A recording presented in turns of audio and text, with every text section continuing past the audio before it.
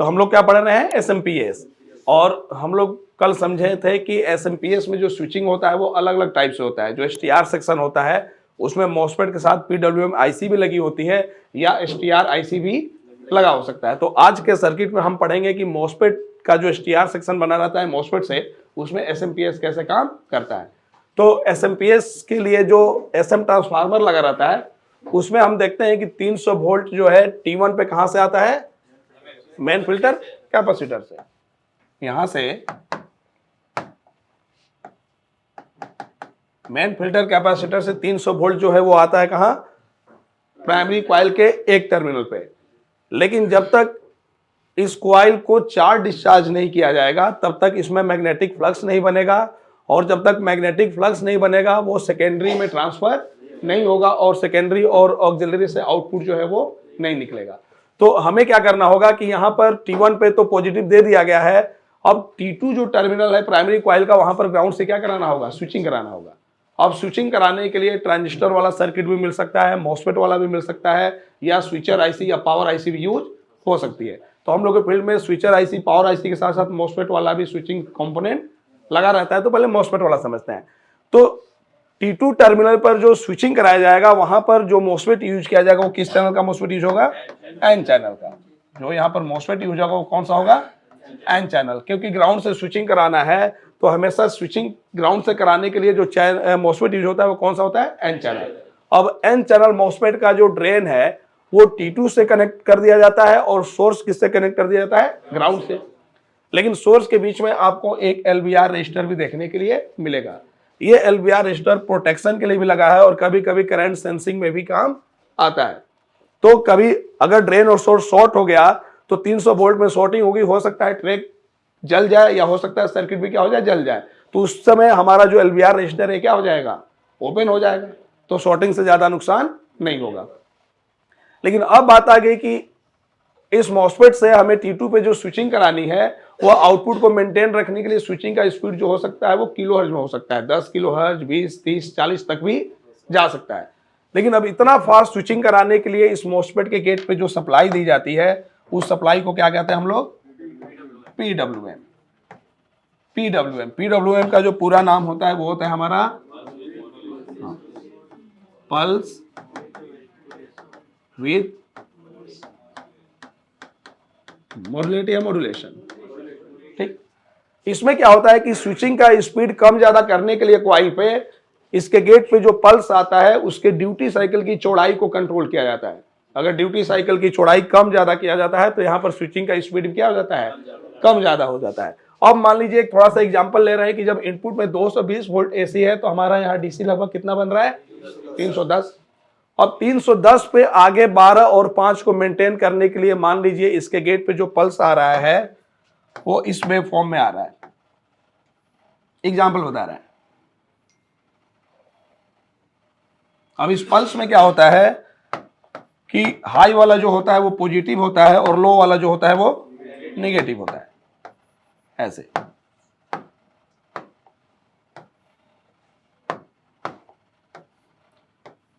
अब डिपेंड करता है कि ये पल्स जिस कंपोनेंट पे दिया जा रहा है वो कंपोनेंट इसमें हाई वाले से इनेबल डिसेबल होगा कि लो वाले से। तो यहां पर जो मॉसफेट लगा है वो किस चैनल का है, एन चैनल का। और एन चैनल का मॉसफेट को गेट को डिसेबल इनेबल करने के लिए किसकी जरूरत पड़ती है, पॉजिटिव की। इसका मतलब कि ये पीडब्ल्यूएम जब दिया जाएगा तो हाई वाले से क्या होगा, इसका गेट इनेबल डिसेबल होगा, है कि नहीं। तो इस पॉजिटिव वाले को, हाई वाले को हम इस मॉसफेट के लिए क्या कहेंगे, ड्यूटी साइकिल।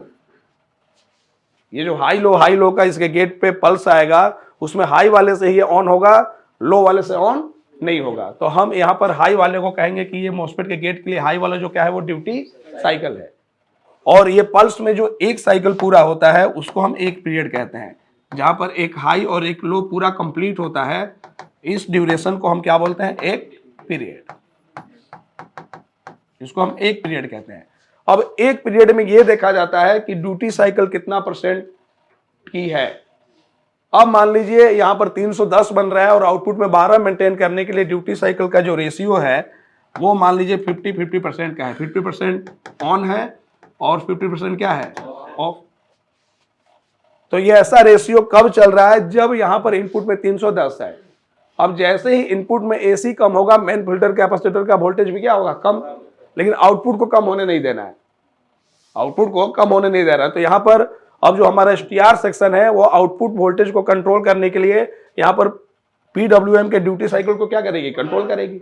अब यहां पर ड्यूटी साइकिल को क्या कर देगी, बढ़ा देगी। मान लीजिए जो 50% का हमारा ड्यूटी साइकिल था उसको कर दी मान लो 80%, और ऑफ को कितना कर दी, 20%। ऐसे अब इस समय क्या होगा कि हमारा इनपुट में वोल्टेज तो कम हो गया, लेकिन आउटपुट पे कोई असर नहीं पड़ेगा। एसएमपीएस का जो आउटपुट है वो क्या रहेगा, सही रहेगा। इसका मतलब कि इस टाइप का जो पीडब्ल्यूएम है वो कहां आना चाहिए, इस मोस्फेट के गेट पे। और इस टाइप की पीडब्ल्यूएम देने के लिए कोई स्मार्ट आईसी ही लगनी चाहिए। तो यहां पर जो पीडब्ल्यूएम की सप्लाई देने के लिए आईसी लगी रहती है वो एक प्रोग्रामेबल आईसी होती है, स्मार्ट आईसी होती है, जिसको हम पीडब्ल्यूएम आईसी या गेट ड्राइवर आईसी भी कहते हैं, जो यहाँ पर लगी रहती है। बहुत छोटी सी भी हो सकती है, 6 टर्मिनल की भी हो सकती है, 8 टर्मिनल की भी हो सकती है। अब डिपेंड करता है कि उसका रिक्वायरमेंट क्या है। तो आ जाते हैं थोड़ा सा पीडब्ल्यूएम आईसी के बारे में जानते हैं। कोई भी आईसी है उसका सबसे पहला रिक्वायरमेंट होता है वीसीसी और ग्राउंड की सप्लाई। तो यहाँ पर जो आईसी यूज होती है उसका पिन डिटेल अलग अलग हो सकता है। हमें ट्रेसिंग से पता करना होगा कि इसकी ग्राउंड वाली पिन कौन सी है। तो हम प्राइमरी के एमएफसी से ग्राउंड ले लेंगे और देखेंगे इसके कौन सा टर्मिनल जो है ग्राउंड से डायरेक्ट बीप कर रहा है। जो टर्मिनल ग्राउंड से बीप कर देगा वो कौन सा हो जाएगा, ग्राउंड का। अब इस आईसी को स्टार्ट होने के लिए एक वीसीसी सप्लाई की जरूरत पड़ेगी, है कि नहीं। और वो वीसीसी सप्लाई जो है 15 वोल्ट से ज्यादा होना नहीं चाहिए। 1 वोल्ट, 2 वोल्ट, 3 वोल्ट, 15 वोल्ट से ज्यादा होना नहीं चाहिए। अगर हम इसको वीसीसी सप्लाई दें अगर पॉजिटिव, तो हम देख रहे हैं कि प्राइमरी में जो हमारे पास अवेलेबल वोल्टेज वो कितना है, 310। अब 310 वोल्ट तो हम वीसीसी सप्लाई दे नहीं सकते। तो हमें इस वोल्टेज को क्या करना होता है, कम करके देना होता है। कम करने के लिए हम देखेंगे कि स्टार्टअप एक रजिस्टर भी लगा हो सकता है, या बहुत सारे रजिस्टर हाई रेजिस्टेंस के लगा के और एक वोल्टेज डिवाइडर बना के स्टार्टअप के लिए क्या कर दिया जाता है, एक वोल्टेज इसको दे दिया जाता है। इस तरीके से वोल्टेज डिवाइडर या स्टार्टअप रजिस्टर लगा के इसकी वीसीसी रिक्वायरमेंट क्या कर दी जाती है, पूरी कर दी जाती है।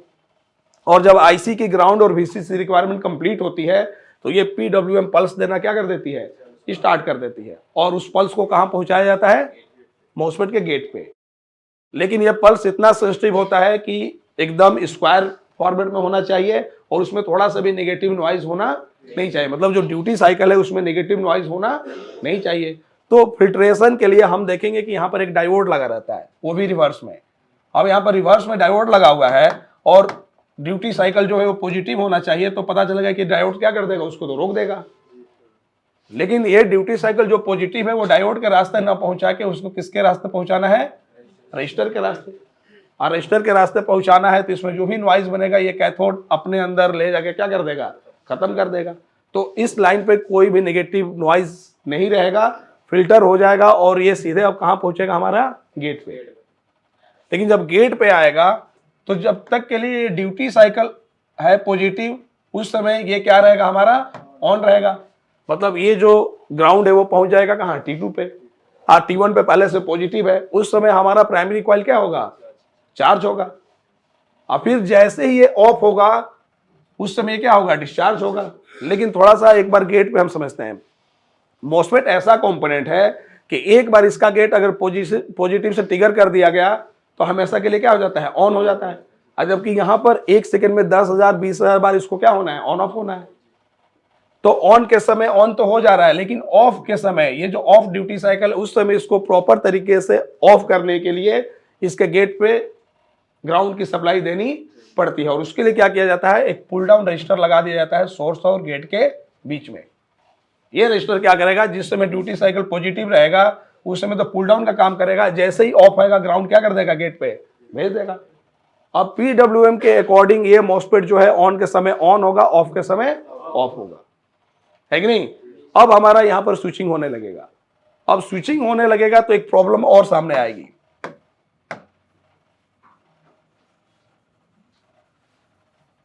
जब यहां पे स्विचिंग होगा तो हमारे T1 पे तो पहले से क्या बना हुआ है, पॉजिटिव। आज जिस समय ये मॉसफेट ऑन रहेगा उस समय यहां पर क्या आ गया है, नेगेटिव। उस समय तो चार्ज होगा, अगले समय जब ये ऑफ होगा तो यहां पर अब निगेटिव जाना क्या हो जाएगा, बंद। तो कॉइल की एक खासियत होती है, कॉइल की एक खासियत ये होती है कि कॉइल के अगर दोनों टर्मिनल पे हमने डीसी सप्लाई दे रखा है, एक पे पॉजिटिव और एक पे नेगेटिव, तो इस समय क्या होगा कि कॉइल के अंदर मैग्नेटिक एनर्जी स्टोर होगा, चार्ज होगा। और जैसे ही सप्लाई देना बंद कर देंगे, ये कॉइल जो है अपना पोलैरिटी चेंज कर देगा। ये कॉइल का बिहेव है, जो चार्ज स्टोर करके रखता है, सप्लाई बंद होने पे वो उसको रिवर्स में क्या कर देता है, छोड़ देता है। अब रिवर्स में छोड़ने से ये टर्मिनल जो है वो निगेटिव हो जाता है और ये टर्मिनल उसका क्या हो जाता है, पॉजिटिव। तो जब जब ये मॉसफेट ऑन होगा उस समय तो ये चार्ज होगा, आज जब जब ये ऑफ होगा उस समय अपना पोलैरिटी क्या करेगा, चेंज। पोलैरिटी चेंज करने का मतलब कि यहां पर तो हमारा मेन फिल्टर का स्टोरेज वोल्टेज पॉजिटिव है, उस समय जब ये रिवर्स करेगा तो यहाँ माइनस हो, ये टर्मिनल इसका क्या हो जाएगा, माइनस, और ये टर्मिनल इसका क्या हो जाएगा, प्लस। तो इस समय वोल्टेज बढ़ेगा। इस समय वोल्टेज क्यों बढ़ेगा, क्योंकि पहले से ही 300 वोल्ट तो हमारा स्टोर है, यहाँ पर एक 300 वोल्ट की बैटरी पहले से ही क्या है, लगी हुई है, जिसका ये प्लस है और ये क्या है, माइनस। अब इसी के आगे जो कॉइल लगा है, ये जब चार्ज हो रहा है तो उस समय तो यहां माइनस है, लेकिन जैसे ही उसको डिस्चार्ज किया जा रहा है ये अपना पोलैरिटी चेंज कर दे रहा है, माइनस यहां आ जा रहा है, ये क्या हो जा रहा है, प्लस, और ये हो जा रहा है हमारा माइनस। तो जब एक बैटरी के आगे एक बैटरी और लगेगा तो उसमें वोल्टेज क्या होता है, हमारा बूस्ट होता है। तो एक बार चार्ज होकर डिस्चार्ज होगा तो एक बार वोल्टेज बूस्ट होगा। और सोचिए यहां पर एक सेकेंड में 10,000 20,000 बार चार्ज हो रहा है, डिस्चार्ज हो रहा है, तो यहाँ वोल्टेज कितना बढ़ेगा, एक सेकेंड में इतना वोल्टेज बढ़ जाएगा कि ये पूरा प्राइमरी सर्किट जो है वो क्या हो जाएगा, शॉर्ट होकर जल जाएगा। तो स्विचिंग कराना भी है, स्विचिंग नहीं कराएंगे तो फ्लक्स नहीं बनेगा, ट्रांसफर नहीं होगा सेकेंडरी में। अगर स्विचिंग रोकते हैं तो फिर सर्किट काम नहीं करेगा। तो स्विचिंग के समय इसके स्पाइक वोल्टेज से जो वोल्टेज बूस्ट होने लगता है, उस बूस्ट वोल्टेज को रोकने के लिए एक सर्किट बनाई जाती है जिसको हम कहते हैं स्नबर सर्किट। तो स्नबर सर्किट जो बनाया जाता है वो कॉइल के डिस्चार्ज होने पे जो स्पाइक वोल्टेज आता है उसको बढ़ने ना दिया जाता है, ताकि हमारा प्राइमरी सर्किट क्या रहे, प्रोटेक्टेड रहे। तो उसके लिए आपको स्नबर सर्किट कैसा देखने के लिए मिलेगा, तो आप देखेंगे कि ये जो T2 टर्मिनल है इसी पे एक आपको अल्ट्रा फास्ट डायोड लगा रहेगा। यहाँ पे नॉर्मल डायोड नहीं रहेगा, अल्ट्रा फास्ट रहेगा। यहाँ पे डायोड, एक डायोड लगा रहेगा जिसका एनोड जो है वो किस पे जुड़ा रहेगा, T2 पे। अगर मॉसफेट की बात करें तो इससे किससे जुड़ा रहेगा, ड्रेन से। और इसका जो कैथोड टर्मिनल है वो T1 पे नहीं जाएगा, बल्कि एक रेजिस्टर और एक कैपेसिटर लगा के इसको किससे जोड़ दिया जाएगा, T1 से। मतलब अगर हम ध्यान से देखें तो ये T1 T2 के पैरेलल में लग गया सर्किट। अब इसी को बोलते हैं RCD स्नबर, RCD स्नबर। अब क्या होगा कि जिस समय यह मॉसफेट ऑन होगा उस समय तो नेगेटिव रहेगा, यहाँ पॉजिटिव, उसमें चार्ज होगा, क्योंकि नेगेटिव को तो पास करेगा नहीं। और जैसे ही ये ऑफ होगा तो ये अपना पोलैरिटी चेंज करेगा, उस समय जो यहाँ पर पॉजिटिव आएगा उसको क्या कर देगा, मेन सप्लाई में डाल देगा। तो मेन सप्लाई में जब डालेगा तो पहले से अगर कोई बैटरी लगी हुई है और दूसरे बैटरी का पॉजिटिव जब इसके पॉजिटिव में मिल जाता है तो वोल्टेज बढ़ता नहीं है। इस तरीके से क्या होगा कि जब जब स्पाइक आएगा वो कहाँ चला जाएगा, मेन बैटरी के पॉजिटिव पे। तो इस तरीके से अब यहाँ वोल्टेज नहीं बढ़ेगा, और जब वोल्टेज नहीं बढ़ेगा स्पाइक से तो हमारा ट्रांसफार्मर भी सेफ हो गया और स्विचर सर्किट भी क्या हो गया, सेफ हो गया। तो ये इतना इंपॉर्टेंट होता है हमारा स्नबर सर्किट की जब जब STR IC या मॉसफेट शॉर्ट आपको मिले उसको चेंज करने से पहले RCD सर्किट को क्या करना होगा, चेक करना होगा। अगर इसका डायोड शॉर्ट है तो पहले डायोड चेंज करेंगे, तब जाके इस सर्किट को हम क्या करेंगे, चेंज करेंगे। इसका मतलब कि अब स्विचिंग हो भी सकता है क्योंकि प्रोटेक्शन क्या कर दिया गया, यूज कर दिया गया। अब यहाँ पे स्विचिंग मान लो हो रहा है 20 किलोहर्ट्ज 25 किलोहर्ट्ज की स्पीड में हो रहा है, मान लीजिए यहाँ पे। अब जिसकी वजह से चार्ज डिस्चार्ज हो रहा है और मैग्नेटिक फ्लक्स की वजह से अब सेकेंडरी और ऑक्सिलरी में क्या हो रहा है, ट्रांसफर होने लगा है कि नहीं। और सेकेंडरी में स्टेप डाउन की वजह से वोल्टेज क्या होगा, कम होगा। लेकिन हमने पढ़ा है कि स्टेप डाउन अगर ट्रांसफार्मर है तो प्राइमरी से सेकेंडरी में वोल्टेज तो कम कर देगा लेकिन फ्रीक्वेंसी चेंज नहीं करता है। इसका मतलब अगर यहाँ पे 20 किलोहर्ट्ज की फ्रीक्वेंसी प्राइमरी में चल रही है तो इसके सेकेंडरी में जितने भी आउटपुट है उसमें भी कितने किलोहर्ट्ज की फ्रीक्वेंसी रहेगी, 20 किलोहर्ट्ज की। ये तो चेंज होगा नहीं, है कि नहीं।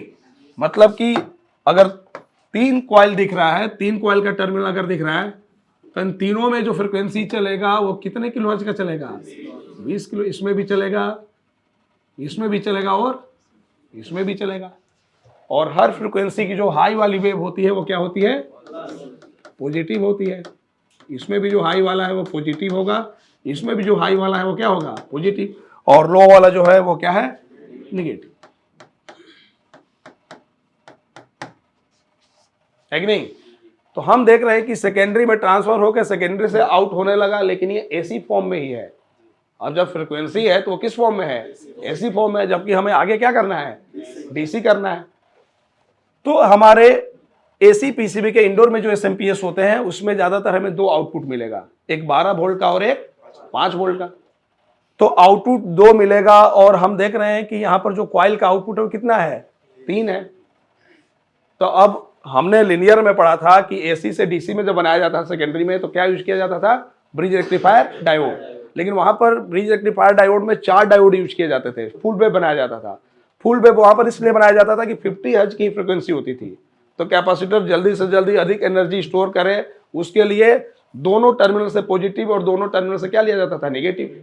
लेकिन यहां पर हम देख रहे हैं कि एक ही टर्मिनल में 20 किलोहर्ट्ज 10 किलोहर्ट्ज की फ्रीक्वेंसी चल रही है, तो दोनों से लेने की जरूरत ही नहीं है। हाफ ब्रिज रेक्टिफायर से भी हमारा काम हो जाएगा। तो हाफ ब्रिज रेक्टिफायर का मतलब क्या होता है, थोड़ा सा हम आपको यहां समझा दे रहे हूं, ध्यान दीजिए।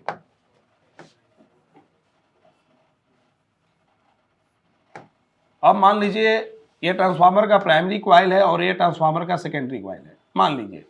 अब यहां पर स्विचिंग जो चल रही है वो 20 किलोहर्ट्ज की चल रही है, तो भले यहां स्टेप डाउन ही अगर हो जा रहा है लेकिन फ्रीक्वेंसी कितने का रहेगा, 20 किलोहर्ट्ज का। अब हमें इसको डीसी में बदलना है, तो डीसी में बदलने के लिए हमें लेना पड़ेगा एक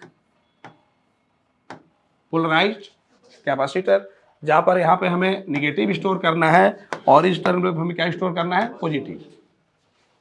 तो जहां पर हाई फ्रीक्वेंसी चल रही है वहां पर अगर डीसी बनाना है तो हम हाफ ब्रिज रेक्टिफायर से भी डीसी क्या कर सकते हैं, बना सकते हैं। मतलब हाफ ब्रिज का मतलब कि पॉजिटिव और निगेटिव में केवल एक प्योर लीजिए, एक को डायरेक्ट कर दीजिए, या तो पॉजिटिव प्योर लीजिए दूसरे टर्मिनल को नेगेटिव डायरेक्ट कर दीजिए, या नेगेटिव प्योर लीजिए पॉजिटिव को क्या कर दीजिए, डायरेक्ट कर दीजिए। तो मान लीजिए हमें पॉजिटिव प्योर करना है, तो यहां से हम एक फॉरवर्ड बायस में क्या यूज कर दिए, डायोड।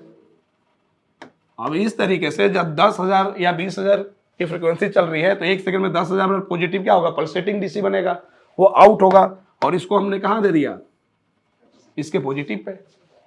तो एक सेकंड में कितनी बार पॉजिटिव आ रहा है, 20 किलो है तो 20,000 बार पल्सेटिंग डीसी आ रही है कि नहीं। और दूसरे में से अब हमें नहीं लेना है, इसको हमें क्या कर देना है, डायरेक्ट। क्योंकि हमने पढ़ा है कि जब दोनों आउटपुट में फ्रीक्वेंसी चलती है तो जिस समय ऊपर हाई रहता है उस समय नीचे क्या रहता है, लो। तो जब जब यहां पॉजिटिव जा रहा है तब तब नीचे क्या आ रहा है, निगेटिव। तो जब पॉजिटिव स्टोर हो रहा है तो जैसे ही निगेटिव आ रहा है उसको अपने तरफ क्या कर रहा है, खींच ले रहा है। इस तरीके से हमारा एक मजबूत डीसी क्या हो जा रहा है, यहाँ पे स्टोर हो जा रहा है। तो प्योर डीसी देने की जरूरत नहीं है। और जब जब यहाँ पॉजिटिव जा रहा है, पॉजिटिव को स्टोर नहीं करता है, क्या करता है, दूर कर देता है। इस तरीके से हमारा एक प्योर डीसी बन जाता है। और ग्राउंड कहाँ बनेगा, तो ये वाला टर्मिनल जो है पूरे पीसीबी के लिए क्या हो जाएगा, ग्राउंड, है कि नहीं। या इसको इस तरीके से भी बनाया जा सकता है। हमने बोला कि जब हाई फ्रीक्वेंसी हो और हाफ वेव से ही काम चल जाएगा तो या तो पॉजिटिव प्योर करिए या तो नेगेटिव। तो अगर हम नेगेटिव को प्योर कर रहे हैं तो यहां पर रिवर्स में क्या लगा देंगे, डायोड, और इसको दे देंगे नेगेटिव पे, है कि नहीं। और पॉजिटिव को क्या कर देंगे, डायरेक्ट यहां पे। इस तरीके से भी हमारा डीसी क्या हो जाएगा, प्योर बन जाएगा। यहां से बनने का पॉजिटिव और ये पीसीबी का क्या बन जाएगा, ग्राउंड, है कि नहीं। तो जो हाई फ्रीक्वेंसी में अगर हमें डीसी स्टोर करना है तो हाफ ब्रिज रेक्टिफायर से ही काम चल जाएगा। लेकिन एक चीज ध्यान रखना है, यहाँ पर जो फ्रीक्वेंसी चल रही है वो 10 किलो हर्ज 20 किलो हर्ज मतलब किलो हर्ज में चल रही है। और किलो हर्ज की फ्रीक्वेंसी को अगर हमें डीसी में कन्वर्ट करना हो तो वहां पर नॉर्मल डायोड काम नहीं करेगा। नॉर्मल डायोड जो हमने पढ़ा है ना IN 4007, वो एसी में यूज होने वाला डायोड है 50 हर्ज में। उनके पास उतनी क्षमता नहीं है कि 1 सेकेंड में 10,000 की फ्रीक्वेंसी है तो उसको फिल्टर कर दे, पॉजिटिव को या नेगेटिव को क्या कर दे, आउट कर दे। आउट करते करते तुरंत गर्म होगा और क्या हो जाएगा, शॉर्ट हो जाएगा। तो यहाँ पर वो डायोड यूज करने हैं जिनका डिजाइन ऐसे किया गया है कि हाई फ्रीक्वेंसी में भी वो डीसी क्या कर दे, बना दे। तो उस टाइप के डायोड जो होता है वो हमारा कौन सा डायोड होता है, शॉर्ट की डायोड। तो यहाँ पर जो डायोड यूज होगा वो होगा हमारा कौन सा, शॉर्ट की डायोड। शॉर्ट की डायोड, इसका मतलब कि एसएमपीएस के आउटपुट में जो डायोड हमें मिलेगा वो कौन सा डायोड होगा, शॉर्ट की डायोड। अब यहीं पर हम आपको समझा दे रहे हैं कि अगर दो आउटपुट होगा तो वो दोनों आउटपुट का डीसी कैसे बनेगा। ठीक, आते हैं उसको भी समझ लेते हैं। जब हमें दो आउटपुट लेने होंगे आगे तो हमें कॉइल जो दिखेगा वो 3 टर्मिनल का दिखेगा। दो कॉइल लगा रहेगा लेकिन टर्मिनल टोटल कितने दिखेंगे, 3। अब एक से हमें 12 बनाना है और एक से हमें क्या बनाना है, 5। तो दोनों की वाइंडिंग के रेशियो क्या होगी, अलग अलग होगी। 12 वाले में थोड़ा सा ज्यादा होगी और 5 वाले में क्या होगी, कम होगी। लेकिन अब डीसी कैसे बनाया जाएगा, तो डीसी ऐसे बन सकता है, 2 में लगा दिया जाएगा शॉर्ट की डायोड फॉरवर्ड में, मान लीजिए।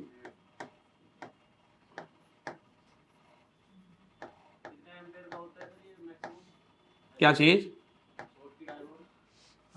मैक्सिमम हाँ से मतलब नहीं, मैक्सिमम तो बहुत सारे एम्पियर के होते हैं। शॉर्ट की डायोड तो हमारे आउटडोर में 40 एम्पियर 35 एम्पियर के भी होते हैं। हमें ध्यान देना है कि हमारी सर्किट कितने एम्पियर की है, तो हमारा फ्यूज ही बता देता है। हमने पहले ही बोल दिया कि हमारा फ्यूज ही क्लियर कर देता है कि हमारे सर्किट में कितना एम्पियर का लोड है।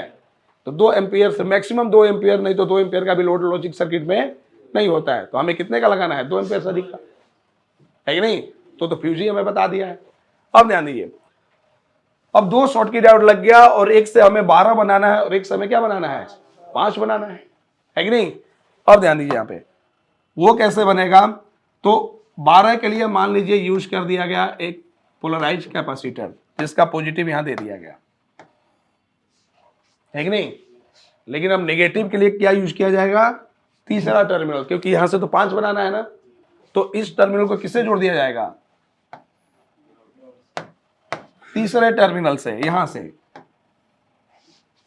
अरे इसमें भी तो फ्रीक्वेंसी चल रही है ना, तो यहां पॉजिटिव बना, यहां क्या बन गया, निगेटिव।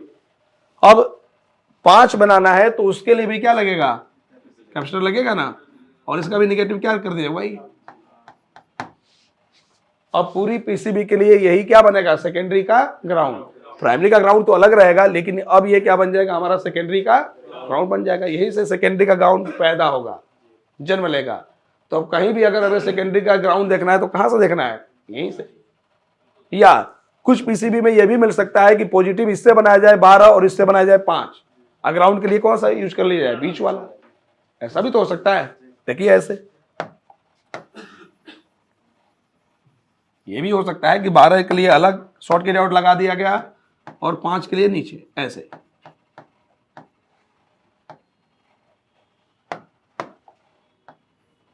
और तब बीच वाले टर्मिनल को क्या बनाया जाएगा, ग्राउंड। तो इसका जो कैपेसिटर लगाया जाएगा उसका पॉजिटिव तो ऊपर रहेगा और नेगेटिव यहाँ। नीचे वाले का नेगेटिव तो ये रहेगा और पॉजिटिव यहाँ, है कि नहीं। 1 से 12, 1 से 5, और बीच वाला क्या बन गया, पूरे पीसीबी का ग्राउंड, है कि नहीं। या ये हो सकता है कि ऊपर वाले को ग्राउंड बना दिया जाए और पॉजिटिव इसको और इसको। तीन ऑप्शन हो सकता है, इसके अलावा कोई चौथा ऑप्शन नहीं हो सकता। तो ये अलग अलग टाइप का आपको देखने के लिए मिल सकता है। लेकिन ग्राउंड कहां बनेगा, तो जो कैपेसिटर का ग्राउंड वाला टर्मिनल है वही मान लीजिएगा कि सेकेंडरी का क्या बनेगा, हमारा ग्राउंड बनेगा, है कि नहीं। चलिए इसको बनाते हैं अब ऊपर, मतलब समझ गए ना कि कैसा कैसा ऑप्शन हो सकता है। तो वाइंडिंग का रेशियो अलग रहेगा, 12 का अलग रहेगा, 5 का अलग रहेगा। जब अलग रहेगा तभी ना यहाँ सेम स्विचिंग होगा और दोनों से क्या होगा, अलग अलग सप्लाई आउट होगा, है कि नहीं।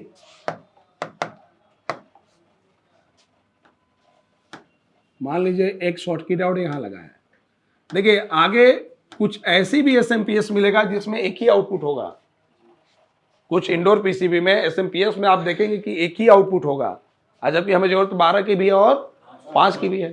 तो जिसमें एक ही आउटपुट होगा और किसी में 2 आउटपुट होगा, तो पता हम कैसे करें कि एसएमपीएस में एक आउटपुट है कि 2 आउटपुट है? तो आपको सेकेंडरी में शॉर्टकी डायोड काउंट करने हैं। सेकेंडरी में बस एक ही शॉर्टकी डायोड दिख रहा है तो आउटपुट क्या है? 1। और 2 दिख रहा है तो 2 है। तो जब 2 दिख रहा है तो 12 का अलग है, 5 का अलग है। लेकिन जब 1 दिख रहा है तो 12 का होगा कि 5 का होगा?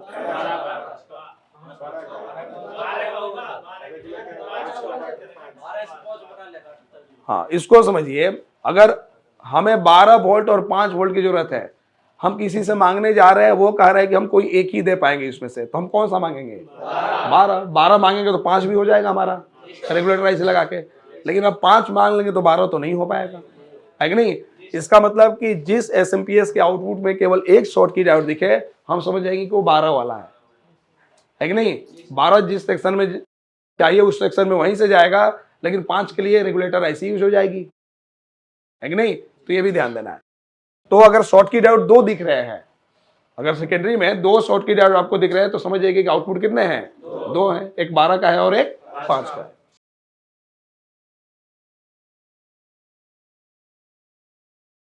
अब ये हमारा क्या बन जाएगा? ग्राउंड। ठीक।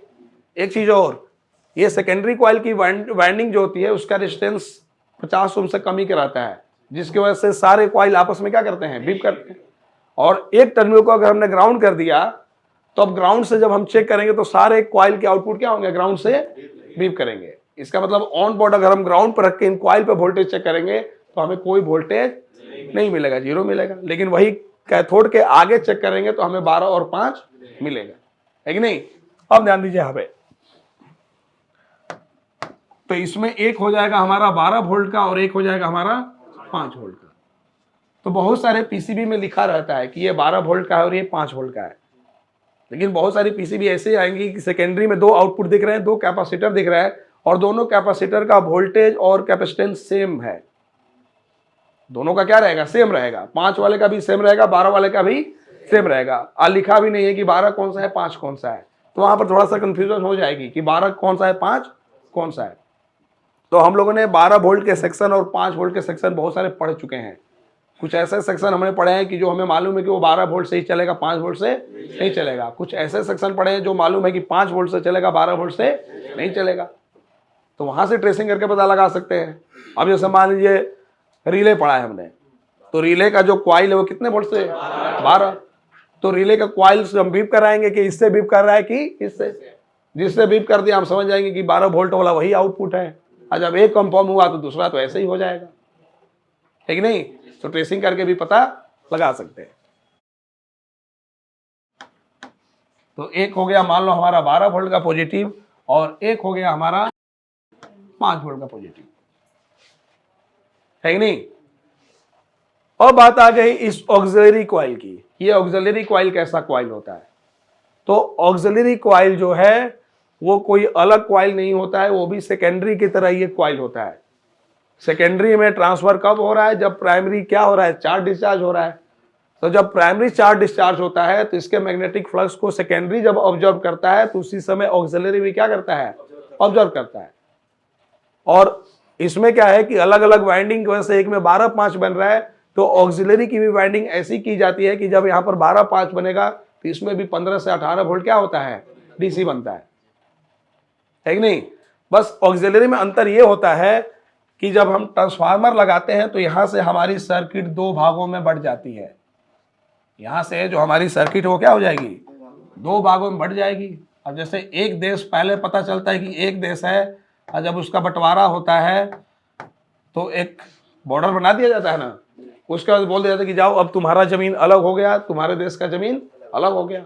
तो जब ट्रांसफार्मर लग जाता है तो यहाँ से एसएमपीएस जो है वो 2 भागों में क्या हो जाता है? बढ़ जाता है। अब सेकेंडरी का ग्राउंड अलग हो गया और प्राइमरी का ग्राउंड क्या हो गया? अलग हो गया। और जब बंटवारा हुआ तो ये सेकेंडरी का ही भाई था, लेकिन बंटवारा होने की वजह से ये दूसरे देश में हो गया और ये एक देश में हो गया। अब इसका आउटपुट जो है वो इस ग्राउंड पे नहीं किया जा सकता, क्योंकि इसका ग्राउंड जो है इसके ग्राउंड से क्या कर दिया जाता है? जोड़ दिया जाता है। तो ऑक्सिलरी जो है सेकेंडरी की तरह ही होता है, लेकिन इसका यूज जो है वो किधर किया जाता है? प्राइमरी में। इससे जो वोल्टेज आउट होता है उसका यूज कहाँ करते हैं हम? प्राइमरी में करते हैं। कैसे? तो जो फ्रीक्वेंसी यहां चल रही है वो फ्रीक्वेंसी इसमें भी चल रही है कि नहीं? तो अब इसमें भी डीसी बनाने के लिए क्या किया जाएगा कि एक में लगा दिया जाएगा शॉटकी डायोड। समझिएगा इसको, समझ में आ रहा है कि नहीं आ रहा है? ठीक। अब शॉटकी डायोड लगा दिया गया तो इसको डीसी बनाने के लिए एक पोलराइज कैपेसिटर यूज किया जाएगा ना, और इसका ग्राउंड किस टर्मिनल से जुड़ जाएगा? इससे, है कि नहीं?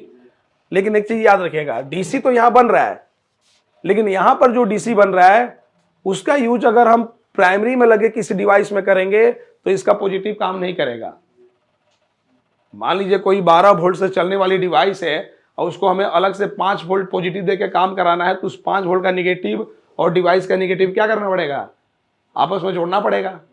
तो इसी तरह इसके पॉजिटिव अगर कहीं हमें 15 वोल्ट देना हो तो इसका पॉजिटिव दे देंगे तो फिर काम नहीं करेगा, क्योंकि इसका जो निगेटिव है और इसका जो निगेटिव है वो क्या होना चाहिए? एक होना चाहिए। इसका तो ग्राउंड हमारा बन रहा है, लेकिन इसका ग्राउंड अगर हम प्राइमरी के ग्राउंड से जोड़ दें तो फिर इस वोल्टेज का यूज प्राइमरी में कर सकते हैं। तो इस तरीके से डीसी तो बनता है, लेकिन इसके ग्राउंड को किसके ग्राउंड से जोड़ दिया जाता है? प्राइमरी के ग्राउंड से, है कि नहीं? इसका मतलब कि इस वोल्टेज का यूज हम प्राइमरी सर्किट में ही कर सकते हैं। अगर प्राइमरी सेक्शन में कोई डिवाइस यूज हो रहा है तो वहां पे क्या कर सकते हैं? इस वोल्टेज का यूज कर सकते हैं। और यहाँ पर जो वोल्टेज बनता है वो 15 होता है, लेकिन कुछ पीसीबी में आपको 18 से 15 वोल्ट देखने के लिए मिल सकता है। ऑक्सिलरी से जो आउटपुट होता है। अब ये 18 से 15 वोल्ट का यूज कहां कहां किया जाता है? तो कुछ ऐसी पीडब्ल्यूएम आईसी होती है या ऐसी पावर आईसी या स्विचर आईसी होंगी जो एक बार स्टार्टअप रजिस्टर से स्टार्ट तो हो जाती हैं और जब ऑक्सिलरी से आउटपुट बनने लगता है तो उसी से दोबारा वीसीसी ले लेती हैं। ऐसा भी देखने के लिए मिलेगा। कुछ तो ऐसी एसटीआर आईसी मिलेंगी जिसको वीसीसी की जरूरत ही नहीं पड़ती है। बात समझ गए?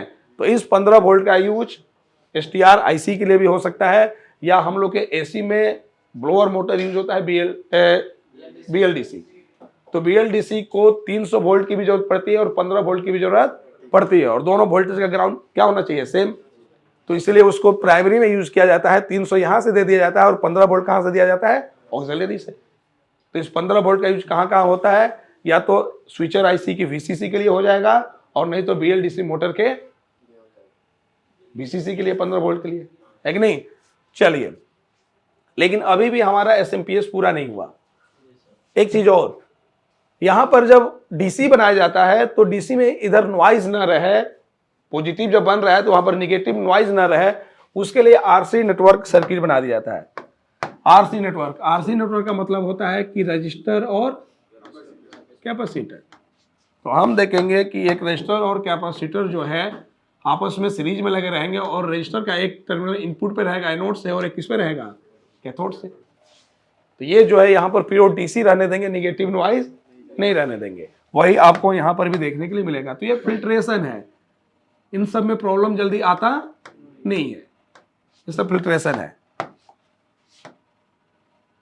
तो इसको हम बोलते हैं आरसी नेटवर्क। जैसे यहां पर भी एक प्रोटेक्शन यूज किया गया तो इसको हम बोलते हैं आरसीडी स्नबर, और इसको हम बोलते हैं आरसी नेटवर्क। तो ये देखने के लिए मिल सकता है। अब एक बात आ गई है कि हमने लीनियर पढ़ा है, तो लीनियर में हमने देखा था कि लीनियर पावर सप्लाई का आउटपुट जो है लाइन पे डिपेंड है। इनपुट में लाइन 220 है तभी उसका आउटपुट सही है। इनपुट में लाइन 220 से कम होने लगेगा तो आउटपुट क्या होने लगेगा? कम। और हमने एसएमपीएस के बारे में सुना है कि इनपुट में लाइन कम हो जाने के बाद भी इसका आउटपुट कम नहीं होता है।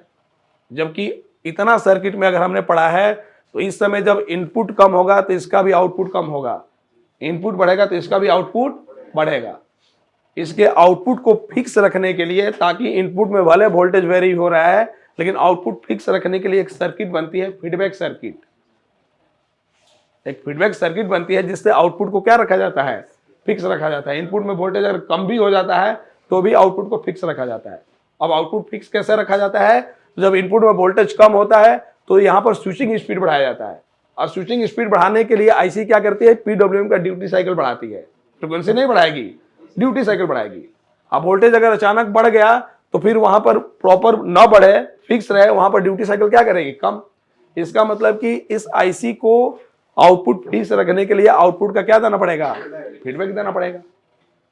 अब वो फीडबैक हम ऑक्सिलरी से भी दे सकते हैं, क्योंकि ये तीनों कॉइल का रेशियो ऐसा होता है कि 12, 5 और 18 या 15 में से किसी एक को अगर हम सही करें तो दो अपने आप क्या हो जाएंगे, सही हो जाएंगे। अगर फीडबैक तीनों में से किसी एक का दे देंगे इसको कि तुम एक वोल्टेज को सही करके रखो, तो उसके साथ दो अपने आप क्या हो जाएंगे, सही हो जाएंगे। तो फीडबैक 12 से भी हो सकता है, 5 से भी दिया जा सकता है, या 15 से भी दिया जा सकता है। लेकिन ऑक्सिलरी से इसलिए नहीं दिया जाएगा कि हमारी जो मेन लॉजिकल सर्किट होता है वो सेकेंडरी में होता है, एमसीयू ये सब सेकेंडरी में होता है। अगर हम दे दे ऑक्सिलरी से, अब पता चला कि इधर आउट हो ही नहीं रहा है, तो इसको तो पता चलेगा कि आउटपुट हो रहा है, तो इसके अनुसार स्विचिंग करेगी। लेकिन हमें किसके अनुसार स्विचिंग कराना है, सेकेंडरी के अनुसार। इसलिए फीडबैक जब भी दिया जाएगा कैसे दिया जाएगा, सेकेंडरी से। लेकिन अब बात आ गई कि प्राइमरी और सेकेंडरी दो आइसोलेटेड सर्किट हो गए। ये प्राइमरी हो गया, ये सेकेंडरी, दोनों का ग्राउंड क्या है, अलग अलग। और इधर लॉजिकल सर्किट है, इधर लो वोल्टेज और इधर क्या है, हाई वोल्टेज। अगर प्रोटेक्शन के साथ फीडबैक सर्किट नहीं बनाते हैं और इधर कहीं शॉर्टिंग होता है, तो हो सकता है कि लॉजिकल सर्किट ऐसा डैमेज हो कि रिपेयर होने लायक ना हो। इसीलिए जो फीडबैक दिया जाता है वो प्रोटेक्शन के साथ, कि भले इधर शॉर्टिंग भी हो जाए तो उसका असर सेकेंडरी के तरफ ना पड़े। तो कभी भी दो आइसोलेटेड सर्किट के बीच कम्युनिकेशन लेने देने के लिए, फीडबैक लेने देने के लिए जो कंपोनेंट यूज किया जाता है प्रोटेक्शन के साथ, वो होता है हमारा ऑप्टोकपलर आईसी। ऑप्टोकपलर पढ़ा है ना आप लोगों ने कंपोनेंट में। तो यहां पर फीडबैक में क्या यूज होगा, हमारा ऑप्टोकपलर आईसी। कितने पिन होते हैं ऑप्टोकपलर में, 4 पिन होते हैं। 4 पिन होते हैं, तो इसमें एक तरफ आईआर एलईडी लगी रहती है और एक तरफ फोटो ट्रांजिस्टर, है कि नहीं। तो आपने कंपोनेंट की क्लास में ऑप्टोकपलर के बारे में पढ़ा होगा कि जब एलईडी ऑन होती है तभी ट्रांजिस्टर एक्टिव होता है। तो इसका मतलब जिधर से फीडबैक भेजना हो उधर ट्रांजिस्टर को रखा जाए कि आईआर एलईडी को रखा जाए, आईआर एलईडी को रखा जाए, है कि नहीं।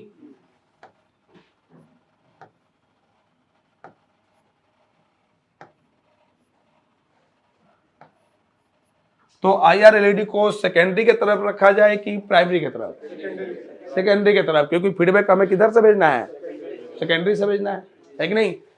तो सेकेंडरी की तरफ हमारा लगेगा आईआर एलईडी। एलईडी में एक तरफ एनोड और एक तरफ कैथोड, और इधर क्या लगा रहता है, फोटो ट्रांजिस्टर।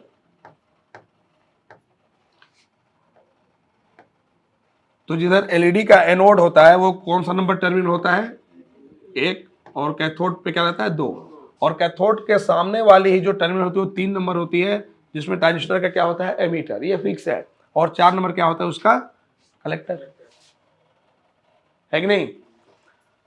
अब फीडबैक कैसे देना है, तो ये जो एसटीआर आईसी लगी रहती है या पीडब्ल्यूएम आईसी रहती है, ये फीडबैक जो लेती हैं वो या तो पॉजिटिव में लेगी या तो ग्राउंड में, या तो पॉजिटिव में लगी या तो निगेटिव में। और जब तक इसको फीडबैक नहीं मिलता है तब तक ये करती क्या है उसको थोड़ा समझना पड़ेगा, ध्यान से समझिए। मान लीजिए इसकी फीडबैक वाली पिन ये है एग्जांपल, और इस फीडबैक पे इसको कोई फीडबैक मिल नहीं रहा है, तो इसकी प्रोग्रामिंग ऐसे की जाती है कि जब इस आईसी को वीसीसी और ग्राउंड की सप्लाई मिलता है तो ये पीडब्ल्यूएम आउट करना स्टार्ट कर देती है बिना फीडबैक की। लेकिन बिना फीडबैक की कैसे पीडब्ल्यूएम स्टार्ट करती है, तो बिना फीडबैक का ये पीडब्ल्यूएम ऐसे स्टार्ट करती है, ऐसा प्रोग्रामिंग रहता है। पहले ड्यूटी साइकिल 1% से स्टार्ट करेगी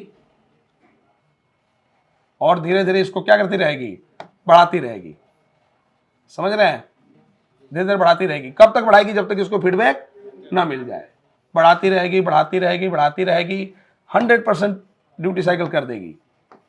और जब देखेगी कि 100% के बाद भी हमें फीडबैक नहीं मिला तो प्रोटेक्शन मोड में चली जाती है, क्योंकि हीट हो गई रहती है, तो प्रोटेक्शन मोड में चली जाती है, तुरंत क्या होती है, बंद। और जैसे बंद होती है, ठंडी होती है सेकेंडों में, फिर तुरंत स्टार्ट हो जाएगी। अब जब भी स्टार्ट होगी यहां से स्टार्ट करेगी। तो जब तक इसको फीडबैक ना मिले दिन भर यही काम करती रहेगी। पीडब्ल्यूएम असेंडिंग क्रम में क्या करेगी, बढ़ाते रहेगी ड्यूटी साइकिल को, बढ़ाते बढ़ाते बढ़ाते पूरा 100% कर देगी। अब फिर भी फीडबैक नहीं मिला, बंद हो जाएगी, फिर स्टार्ट होगी तो यहीं से स्टार्ट करेगी और ये काम दिन भर करेगी जब तक फीडबैक ना मिल जाए। और इसका नतीजा हमें आगे क्या देखने के लिए मिलेगा कि जो हमें 12 5 फिक्स चाहिए वो 0 1 2 3 4 12 20 22 0 1 2 3 मतलब फिक्स नहीं रहेगा, वो क्या रहेगा, वेरिएबल।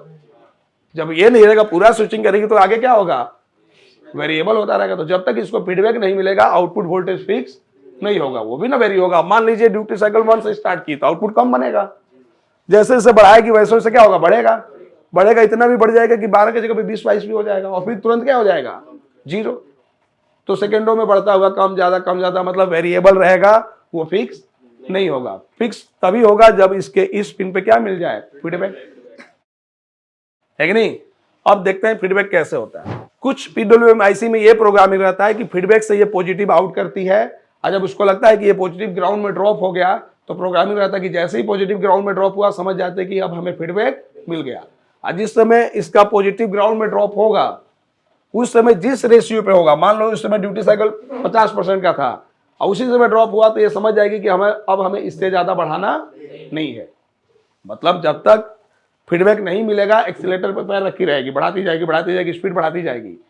और जिस समय फीडबैक मिल गया उसी पे अब स्पीड पे रोक देगी, उससे ज्यादा पीडब्ल्यूएम नहीं बढ़ाएगी। इसका मतलब कि इसको फीडबैक तभी देना है जब 12 या 5 में से एक क्या हो जाए, बन जाए, है कि नहीं। तो निगेटिव में ड्रॉप करना है तो उसके लिए सर्किट ऐसा मिलेगा।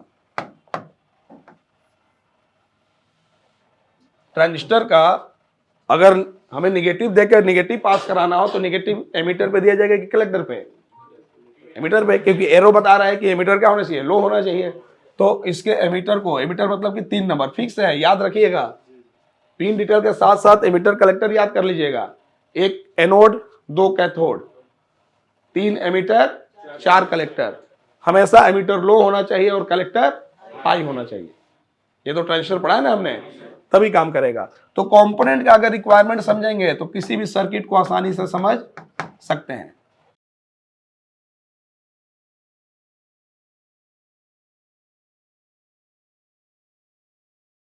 अब ये जो आईसी है अपने अंदर से पॉजिटिव वोल्टेज कुछ 4 नंबर पे दे के क्या कर दी है, रोक दी है कि नहीं।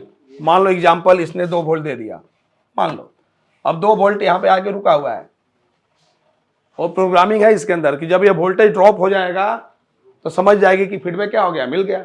और ये वोल्टेज ड्रॉप तभी होगा जब ट्रांजिस्टर का बेस क्या होगा, इनेबल। और ट्रांजिस्टर का बेस इनेबल तभी होगा जब एलईडी क्या होगी, ऑन। और एलईडी को तभी ऑन करना है जब 12 या 5 में से कोई एक प्रॉपर तरीके से क्या हो जाए, बन जाए, है कि नहीं। 12 या 5 जब बन जाए तभी ना एलईडी को ऑन करना है, ताकि जैसे ही उस समय फीडबैक मिलेगा अब उससे ज्यादा स्विचिंग नहीं बढ़ाएगी, है कि नहीं। तो इसका मतलब कि अब एलईडी को जलाना होगा सेकेंडरी के आउटपुट से, और सेकेंडरी में कितने आउटपुट हमें, 2 मिल रहा है, 12 भी मिल रहा है, 5 भी मिल रहा है। तो फीडबैक 12 से भी लिया जा सकता है या 5 से भी लिया जा सकता है। फीडबैक जो है 12 से भी लिया जा सकता है या 5 से भी, क्योंकि हमने बोला कि तीनों का रेशियो ऐसा होता है कि किसी एक को सही करेगी फीडबैक से तो 2 उसके साथ अपने आप क्या हो जाएगा, सही। अगर 5 को फिक्स कर दी तो 5 के साथ 12 हो जाएगा और 15 हो जाएगा। तीनों का रेशियो क्या है, अलग अलग है कि नहीं। तो आउटपुट 12 से भी, फीडबैक 12 से भी लिया जा सकता है या 5 से भी। लेकिन एक चीज याद रखिएगा, फीडबैक हमेशा उसी वोल्टेज से लिया जाता है जो क्वाइल से डायरेक्ट बन रहा है। जो रेगुलेटर आईसी से वोल्टेज से बनाया जाएगा वोल्टेज, उससे कभी फीडबैक नहीं लिया जाएगा। अब मान लो हमने बताया कि किसी में एक ही आउटपुट होगा 12 वोल्ट का, तो जब एक ही आउटपुट 12 वोल्ट का है और 5 वोल्ट कैसे बनाया जाएगा, रेगुलेटर आईसी से, तो उस समय कभी भी 5 वोल्ट से फीडबैक नहीं लिया जाएगा।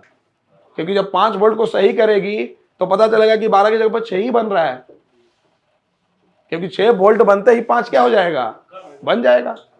तो पता चला कि 12 तो फिक्स, 5 तो फिक्स कर दी, लेकिन 12 15 क्या हो गया, गड़बड़ हो गए, है कि नहीं।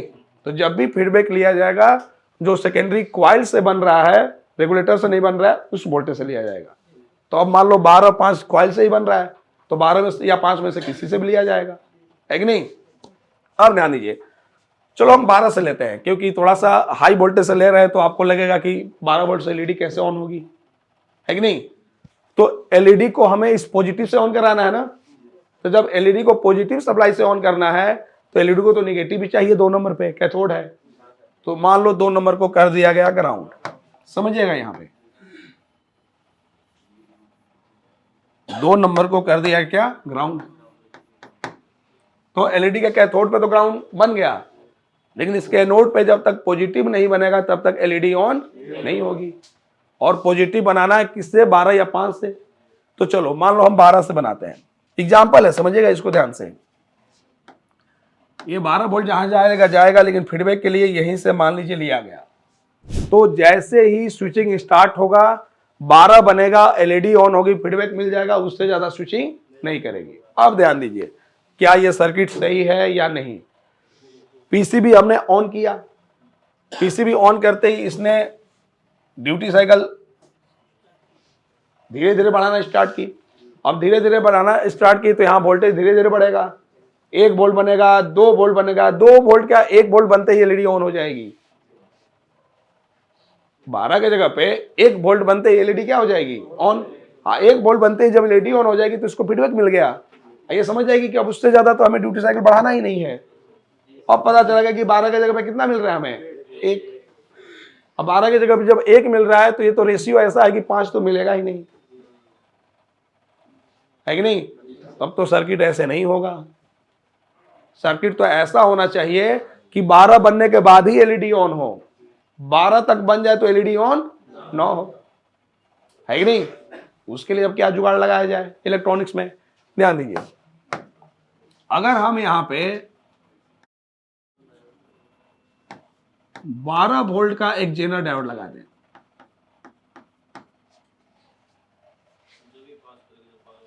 है कि नहीं। यहां पर अगर हम 12 वोल्ट का जेनर डायोड लगा दें, अब क्या होगा कि चलो स्विचिंग स्टार्ट की, अब पीडब्ल्यूएम बढ़ाती रहेगी, है कि नहीं। तो यहां जैसे ही पीडब्ल्यूएम बढ़ाती रहेगी यहां वोल्टेज बढ़ेगा, 1 2 3 4 5 6 7 8 बढ़ेगा, लेकिन इस एलईडी को कोई पॉजिटिव अभी नहीं मिलेगा, क्योंकि जब 12 वोल्ट का जेनर लग गया तो आपने पढ़ा है कि जेनर जो है ये कैथोड पे 12 वोल्ट का है, तो कैथोड पे 12 वोल्ट तक रोकेगा, 12 से एक्स्ट्रा होगा उसको क्या कर देगा, ड्रॉप कर देगा। जेनर का वर्किंग पढ़ा है ना, है कि नहीं। मान लीजिए कोई बर्तन है, ध्यान दीजिए,